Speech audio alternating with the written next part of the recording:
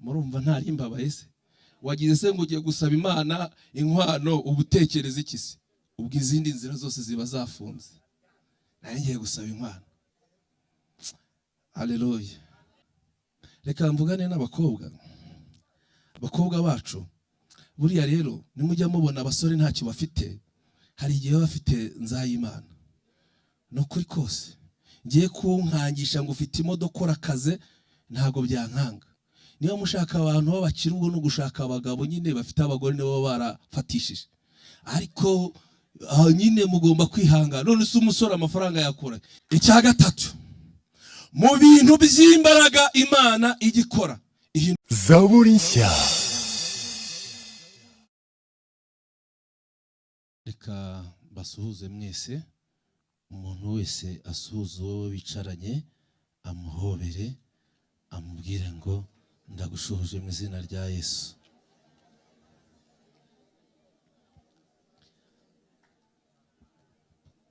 Narimba kumbuye hashize iminsi kandi hari benshi bagiye batubaza amakuru aho turi, hari n'ababitekereje bayoberwa ibyo ari byo, ariko turashimira Imana ko yaturinze ikarinda n'itorero.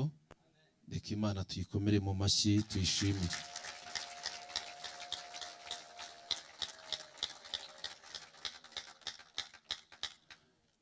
Nahoze ndeba ibirimo birakorerwa aha ngaha sanga bikomeye birakaze. Reka mbabwire nyiri umushinga yawushoyemo byinshi, yawuteguye neza pe. Uyu muziki murimo murabyina n'abarimo barareba bakishima, yarateguye nyiri umushinga, tumuhereze icyubahiro. Yateguye neza ahantu umuntu agera ababaye agatahana ibyishimo, ahantu umuntu agera arwaye agataha yakize, ahantu umuntu ajya yabuze uko abigenza agatahana ibyiringiro. Imana yateguye neza, tuhereze icyubahiro. Reka twinjire mu mwanya w'ijambo ry'Imana, ibindi tuzakomeza kubiganiraho kubera impamvu z'igihe. Buri wese agira ibye. Mwabonye ko mwarimu Damascene nawe yari afite gahunda ahangaha ikaze cyane. Ndimo ndabaza mwarimu Shemu nti buriya afashwa ati, ariko hari ukuntu abantu bagenda bafatwa gake gake, ni kuri yarafashijwe nyine yarafashwe. Reka dusome ijambo ry'Imana mu gitabo cya mbere cya Mose cy'Itangiriro ibice 45. Turihuta cyane, turakoresha igihe gitoya. Ni umwanya wo gufungura ku mugaragaro igiterane cyateguwe na korali Gosheni bafatanyije n'ubuyobozi bw'itorero. Igiterane kizamara iminsi 5, uyu umunsi wacyo wa mbere.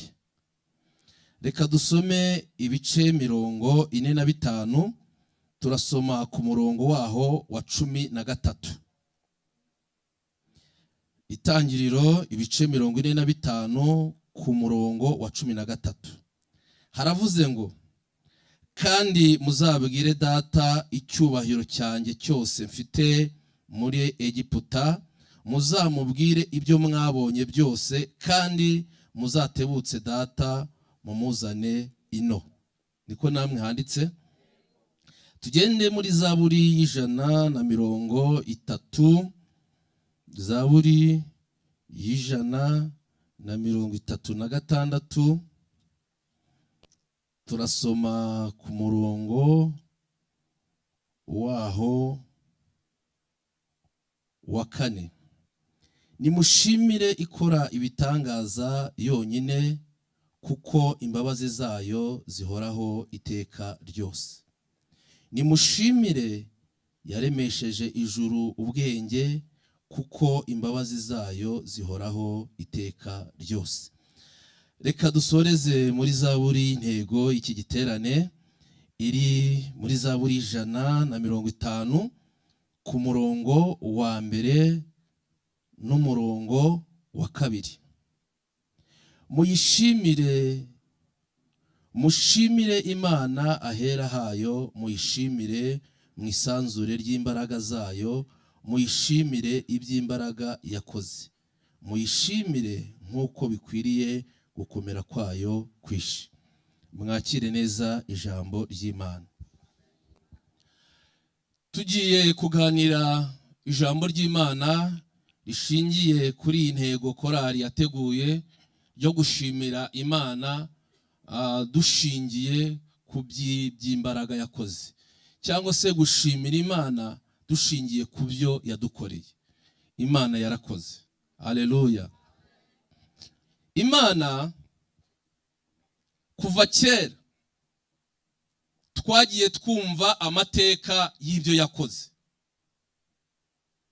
ndetse no mu minsi ishize hari ibyo twamenye Imana yakoze, n'ejo hari ibyo yakoze, n'uyu munsi hari ibyo yakoze, n'ejo hari ibyo izakora. Ibintu byose Imana ikora ni iby'imbaraga. Haleluya. Ni iby'imbaraga. Tuyihereze icyubahiro. Mbatangarize ku mugaragaro ko buri muntu wese arimo Imana ideni. Mu gihe cyose uriho uhumeka, urimo ideni Imana, kuko kubaho kwawe ni ishimwe ry'Imana. Hari icyo Imana iba yakoze kugira ngo ubeho. Nubiri mu kazi, muyishimire iby'imbaraga yakoze. Birahari kandi byinshi. Impamvu ya mbere tugomba gushimira Imana nuko turiho, nuko yaturemye. Uko ubayeho kose, uburyo ubwo ari bwo bwose ubayeho, uriho ufite ishimwe kubera kuriho. Kuko uriho ni ishimwe ku Mana. Utariho ntari aha ngaha, utariho niyaje, utariho ntarimo arumva, ariko twebwe kubera ko turiho, turambura ibiganza duhereze Imana icyubahiro. Mu kubaho kwacu hagomba kubonekamo ishimwe ku Mana. Kuba uriho byonyine ni ishimwe ku Mana. Imana ishimwe. Aya magambo ni menshi agendanye n'ibintu by'imbaraga Imana yakoze. Navuze ko uhereye kera Imana yagiye ikora imirimo itandukanye. Natwe hariyo twumvishe, hari ibyo twamenye, turizera, twemera gukorera Imana, kuko tuzi neza ko Imana dukorera ari Imana yumva kandi ari Imana ikora. Turabyizera iby'imbaraga yakoze. Reka ngaruke kuri iri jambo somye rya Yosefu ahuye na bene se. Haleluya. Ndashaka kuvuga inkomoko y'ishimwe, mubyumve neza. Kugira ngo ishimwe riboneke hari aho rituruka, kandi akenshi hari igihe rituruka no mu bibazo no mu bigeragezo. Mu yandi magambo, Imana iradusaba guhagarara neza, kandi muri ibyo bibazo n'ibigeragezo bitandukanye tukayihamya, ntidutukishe izina ryayo, tukayizera. Akenshi dukunda gushima Imana kubera ko twaguwe neza. Akenshi dukunda gushima Imana kubera ko twariye. Akenshi dukunda gushima Imana kubera ko twambaye. Ariko Imana irashaka ko tuyishima no mu bibazo no mu bigeragezo ducamo. Imana ikeneye ishimwe. Impamvu yemera ko duca mu bibazo, ibyo bibazo n'ibigeragezo bitandukanye bituremera ubuhamya bw'ejo hazaza. Yosefu niwe nshatse kuvugaho. Iyo dusomye Itangiriro ibice 39 tugahera ku murongo waho wa 17, ntago ntinda ku mateka ya Yosefu. Ahangaha mpereye aho Imana itangira gutunganya ishimwe.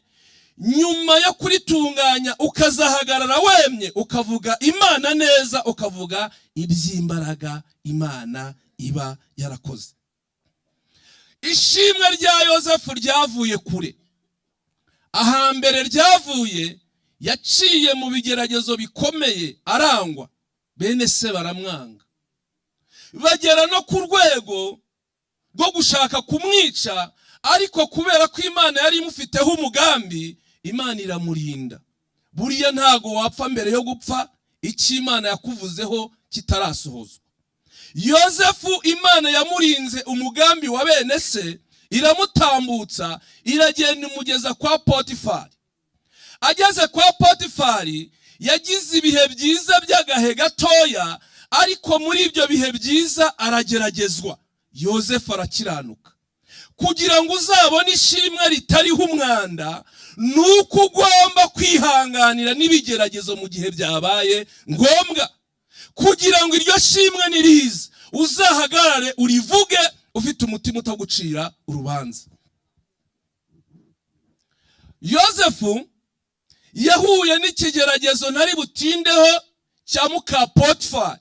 Uyu mugore utagira izina ntago yari yoroshye, ariko Yozefu mu kigeragezo yahuye nacyo yagihunze yirukanka, arirukanka arahunga, ariko imyenda yayisiga aho ngaho.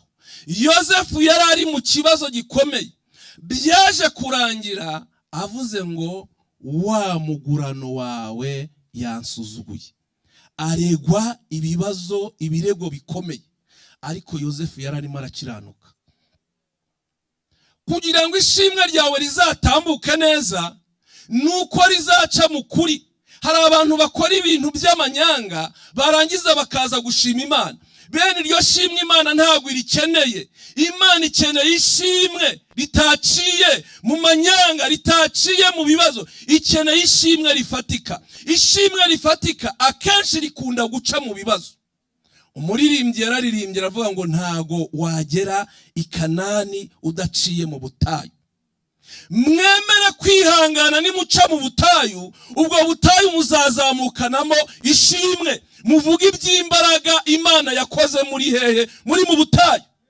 Abisiraheli bazamukanye ishimwe rikomeye, bavuga iby'Imana yabakoreye bari mu butayu, kuko hari imirimo ifatika babonye Imana ikora. Ntago wagera mu bisubizo utaciye mu bibazo. Ariko muri ibyo bibazo nabyo urimo, urasabwa guhora uhagaze neza ugakiranuka. Yozefu yarakiranutse. Yiswe Karosi, murabizi. Yiswe amazina atandukanye, yiswe umugurano, aragenda arafungwa.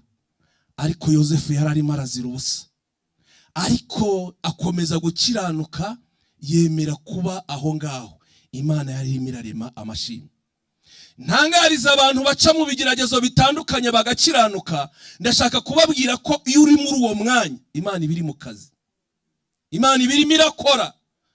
Ibyo bigeragezo ubivamo ufite ishimwe rifatika, kandi ugahagarara udafite umutima ugucira urubanza. Iyo turebye mu bice 41 duhere ku murongo wa 37, Imana yari ikoze iby'imbaraga. Muyishimire iby'imbaraga yakoze. Mukomere Imana ko igikora iby'imbaraga. Mukomere Imana amashyi yuko igikora iby'imbaraga. Ushobora kurengana bikemera, ariko igaseruka ikakurenganura. Iki gihe kuri uyu murongo mbabwiye, Imana yari itamurize kurenganura Yozefu, wa wundi wasuzuguwe, wa wundi wavuzwe amagambo akomeye. Kuri iyi nshuro mu bice 41 guhera ku murongo wa 37, Yozefu yaratabawe. Yaciye kure. Hari ahantu Yozefu yaciye, Imana yakoze iby'imbaraga, ibicisha mu nzozi, arotorera abo bari bafunganywe. Nyuma yo kubarotorera, bagira izindi nzozi, bavuga ko hari umuntu ufunze, ariko ufite Imana urotora ibintu bikabaho. Haleluya! Nubwo waba mu bigeragezo n'ibibazo bitandukanye, ariko uriyo ubanye n'Imana ntacyo bitwaye. hari igihe Imana igucisha ahantu ishaka kukuzamura, ishaka gukora iby'imbaraga, ishaka kuguha amashimwe, ishaka kuguhagarika ahakwiriye. Nubona wageragejwe, ntago uri uwa mbere kandi ntago uri uwa nyuma, ugomba kwihangana. Yosefu kugira ngo ibyo bisobanuke neza, yaciye mu bigeragezo, ntatinzemo, ariko nyuma y'icyo gihe cyose Imana ikora iby'imbaraga. Hari ibintu Imana yakoze muri iri jambo duhereye ku murongo wa 37 kugeza kuri 43. Amen. Icyambere, Yosefu yahembwe n'umwami wa Egiputa, yamuhembye kuba umutware w'ibintu byose byo muri Egiputa. Ntiyarakuye ku cyavu, byavuye kure, ariko aho ngaho Yosefu yakiranukiye Imana, aza guhabwa igihembo cyo kuba umutware wa Egiputa. Yaravuze ngo muri iki gihugu usibye njyewe njyenyine, abandi bose bagomba kukubaha bakaguha icyubahiro, usibye njyewe njyenyine ibintu byose ndabiguhaye ubitware. Ibyo ni iby'imbaraga Imana yarikoze. Muhimbere icyubahiro.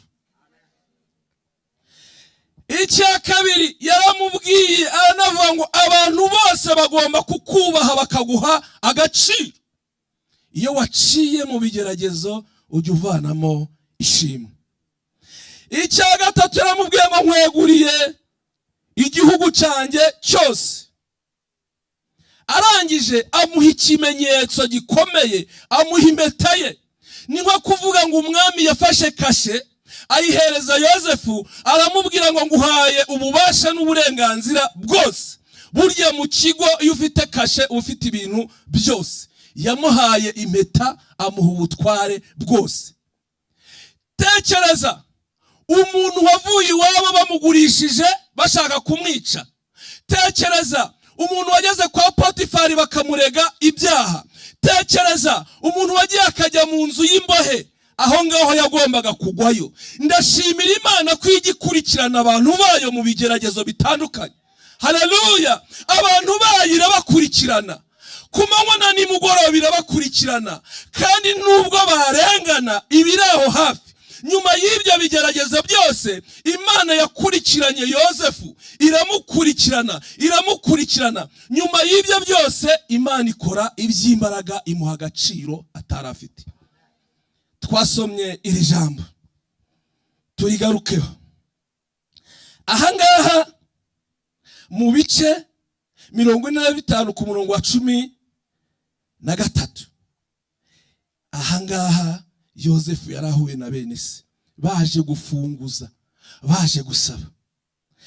Ababwira ijambo rikomeye, arababwira ngo kandi muzabwire data icyubahiro cyanjye cyose mfite mu gihugu cya Egiputa. Muzamubwire ibyo mwabonye byose, kandi muzatebukane data mumuzane ino. Amen. Imana yari ibisobanuye. Hari igihe ibintu biba bidasobanutse, Imana yarangiza ikabisobanura. Iyo usomye aya magambo, yaje kubibwira baratangara, bagira ubwoba, barababwira ngo nimutuze, Imana yabigizemo uruhare.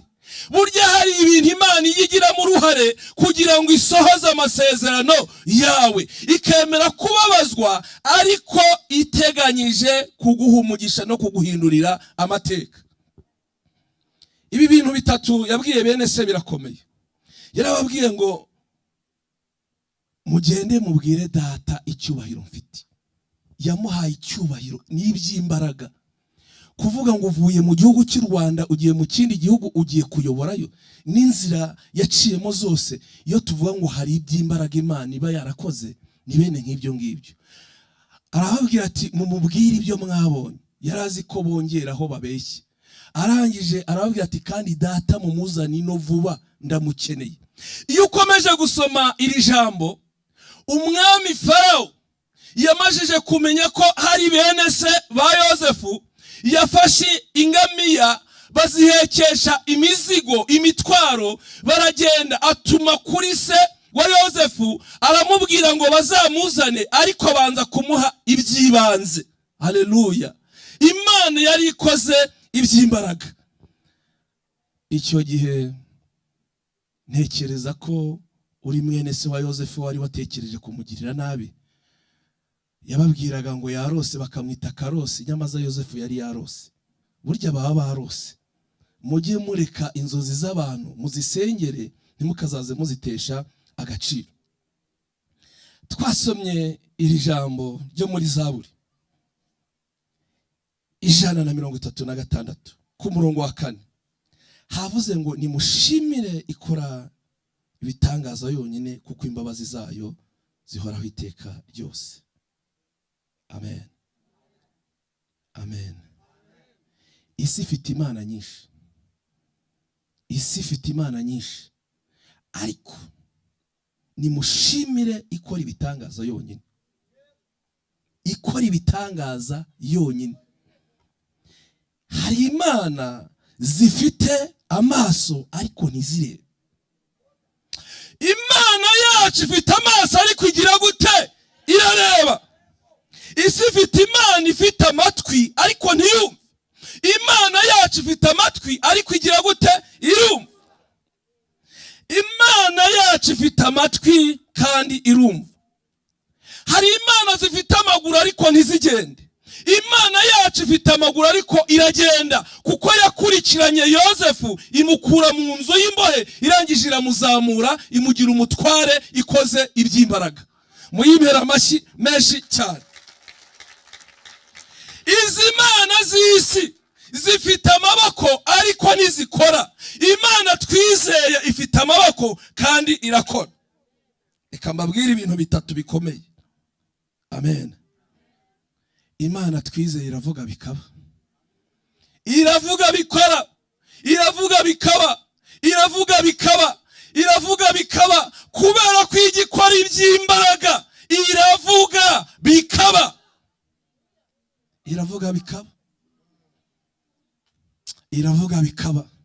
Tangira ukora urugendo rw'ibintu Imana yakuvuze aho byarangiza bikaba. Iravuga bikaba.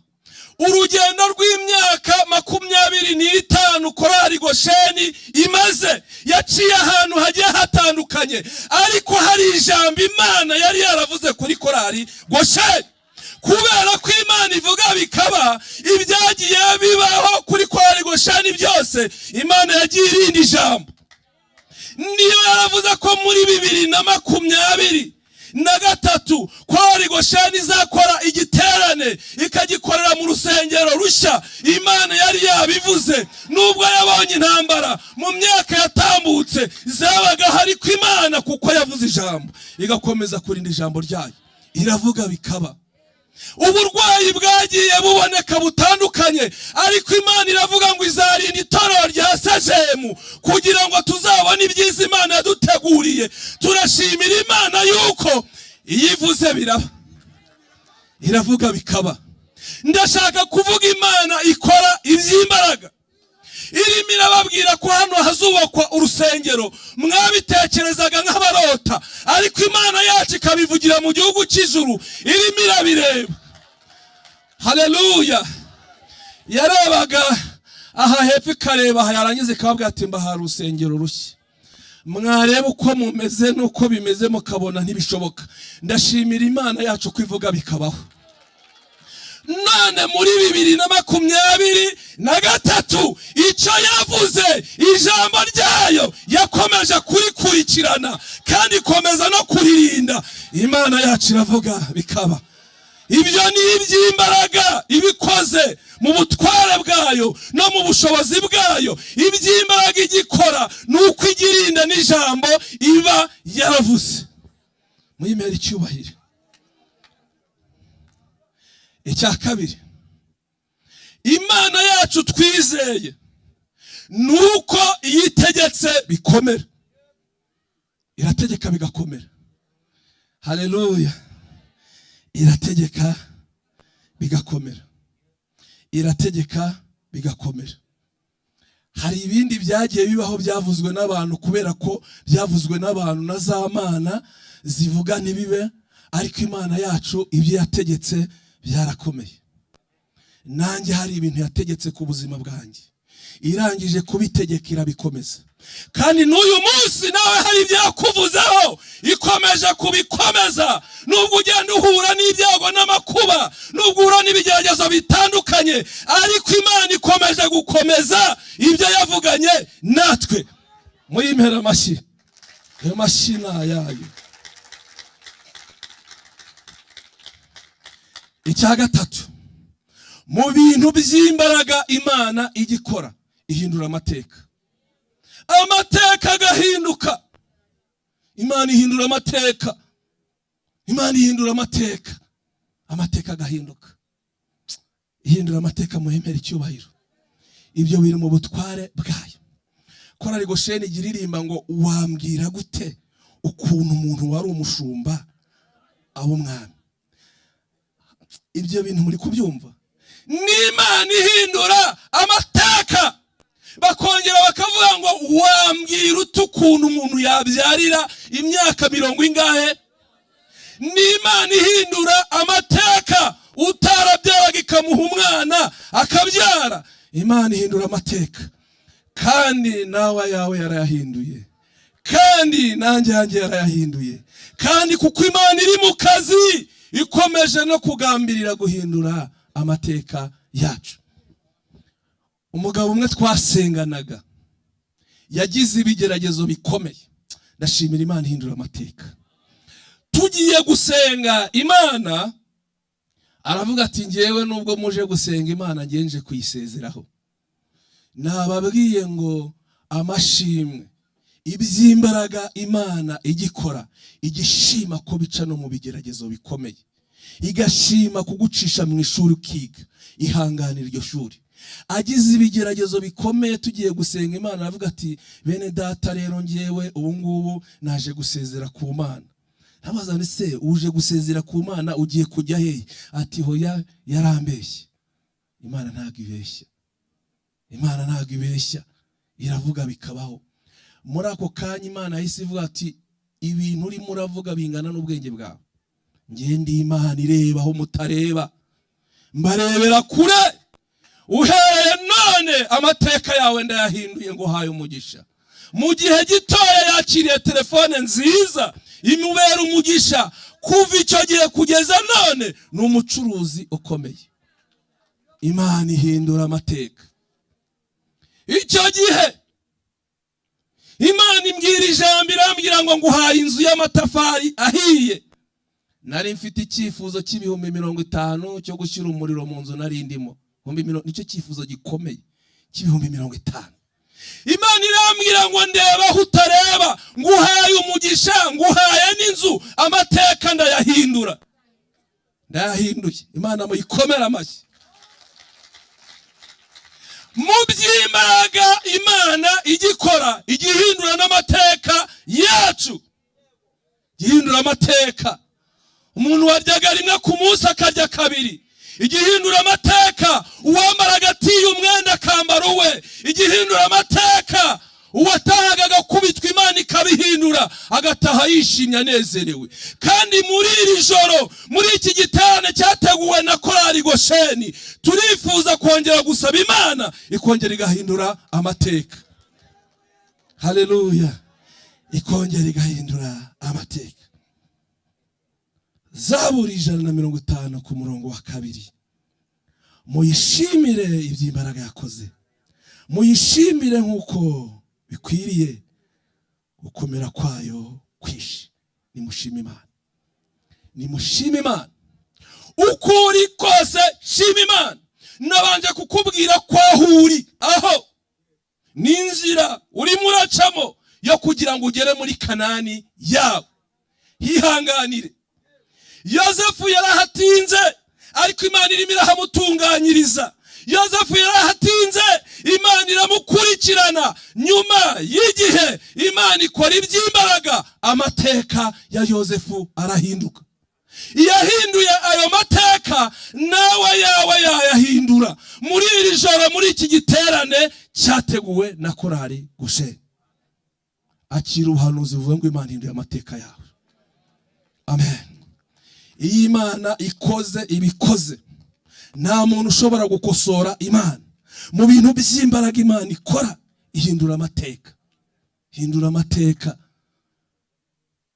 Ijoro rimwe nagiye gusenga Imana, nagiye gusaba inkwano. Murumva ntari imbabaye se? Wagize se ngo ugiye gusaba Imana inkwano ubutekereza iki se? Ubwo izindi nzira zose ziba zafunze. Nagiye gusaba inkwano. Haleluya. Ndashimira Imana kwihindura amateka ikaduha ibiruta ibyo twibwira n'ibyo tuyisaba. Muyimpera icyubahiro. Muri iryo joro nari ndimo ndasaba Imana inkwano, umuhanuzi Imana yamuvugiyemo iramubwira ati igihe umaze kuri uwo musozi kirahagije. Ntago nguhaye impano gusa, ntago nguhaye inkwano gusa, nguhaye n'ibindi. Ndabona ubabaye. Nari mbabaye, nari mfite systeme zo gusenga pana mwebwe mugenda musenga mu gisirimu. Jewe mfite uburyo nsenga ku buryo Imana itabura kunyumva. Birakaze. Tuzabivuga turi mu masengesho. Yaragiye nababaye cyane, mfite ibibazo bikomeye cyane. Noneho nasabaga inkwano se, natekereza inkwano, natekereza umugeni, ariko ubundi tuzarya iki? Imana irangije iramanuka ikora iby'imbaraga. Haleluya. Iyo turimo turasenga Imana hari ibintu ijya yibwira kutugirira, hari amateka igihindura, hari ibyirema niyo bidahari nyamabwira kwita ibirema. Muri iryo joro yaravuze ngo ikinkwano kirakemutse, n'icyurugo kirakemutse, nguhaye n'abana imbwira umubare wabo, imbwira nuko bazavuka. Mu gusenga Imana ikora iby'imbaraga, mu guhindura amateka iduha n'icyerekezo. Muyimpera icyubahiro. Habura iminsi 15 ngo tujye mu bukwe, amafaranga yarabuze kandi yari yavuze ngo irayamaye. Reka mvugane n'abakobwa, abakobwa bacu. Buriya rero nimujya mubona abasore ntacyo bafite, hari igihe bafite nzayimana. No kuri kose ngiye kunkangisha ngo ufite imodoka urakaze, ntago byankanga. Niyo mushaka abantu b'abakiri ubwo no gushaka abagabo nyine bafite abagore nibo barafatishije, ariko nyine mugomba kwihanga. None se umusore amafaranga yakura? Yewe nari mfite nzayimana ifatika, ariko bashyira mu mibare akabona ntibivamo. Iminsi 15 irabura kandi ngomba gukwa, kandi yari menshi icyo gihe. Mbonye bikaze njya kubaza Imana, nise Mana ungeje uti? Imana yavuga ati mfite imikorere yanjye itandukanye n'iyawe, genda upanga ubukwe. Imana ishimwe kambireke. Ariko inkwano yarabonetse, nta natana arengaho iraboneka. Inkwano yarabonetse beneda. Mu by'imbaraga Imana igikora ireba no kubyifuza dufite bikomeye, tugiye gukorwa n'isoni ikaturinda gukorwa n'isoni. Muyishimire iby'imbaraga yakoze. Kubura ahangaha hari iby'imbaraga yakoze. Uburyo wavutse n'uburyo ubayeho n'imyaka ufite n'ubuzima bukomeye n'iby'imbaraga. Ubu abandi bari kwa muganga, bari muri koma, abandi bari ahandi hantu hakomeye cyane, abandi bari mu bigeragezo bitandukanye. Kuba wabonye umwanya wo kuba imbere y'Imana hari ikikoze n'iby'imbaraga. Haleluya. Dutangaje ku mugaragaro ko igiterane cya korali Gosheni tugifunguye cy'iminsi 5, guhera none ku wa gatatu kuzageza ku cyumweru. Igiterane tugifunguye ku mugaragaro. Tuzaguma muri intego y'iri jambo ivuga gushimira Imana dushingiye ku bintu by'imbaraga Imana yakoze. Reka dusenge Imana. Muhaguruke dusenge Imana. Ndekeraho ni byinshi, ariko Imana hari iby'imbaraga yakoze. Mujye mubizirikana, mubyibuke, muyishime, kandi nuca no mu bibazo ntukazaza ugira ngo birarangiye. Ujye umenya ko aho birangiriye ari iby'Imana bitangirira. Mu by'imbaraga Imana ikora ihindura ubuzima, ihindura imibereho. Haleluya, haleluya. Mana turagushimiye. Haleluya. Tugushimiye ko ufite ubutware bwo gukora ibintu by'imbaraga, iby'inshuti zitashobora, iby'imiryango yacu itashobora, ibintu by'imbaraga ujye ubikora mu buzima bwacu ugahindura amateka. Wakoze iby'imbaraga kwa Yozefu. Yozefu wari watawe, Yozefu wari wanzwe, Yozefu wari wafunzwe. Ukora iby'imbaraga umukura muri gereza umugira umwami. Ibyo ni iby'imbaraga wakoze. Turagushimiye uburyo tubayeho, turagushimiye uburyo tubeshejeho, turagushimiye kubw'imiryango yacu. Ibyo byose ubikoresha imbaraga zawe. Imbaraga zawe ni nyinshi. Tugukomeye mu mashyi menshi, tugushimira yuko witeguye gukomeza gukora iby'imbaraga muri iri torero rya Segemu ku nshuti zacu. Kandi iki giterane uzashyiraho ibitariho, uzavuga bibe kandi uzategeka bikomere. Tukongeye amashyi tugushimira ko nta jambo uvuga ngo rihere. Ibyo byose tubisabye twizeye izina ryawe ryera. Amen.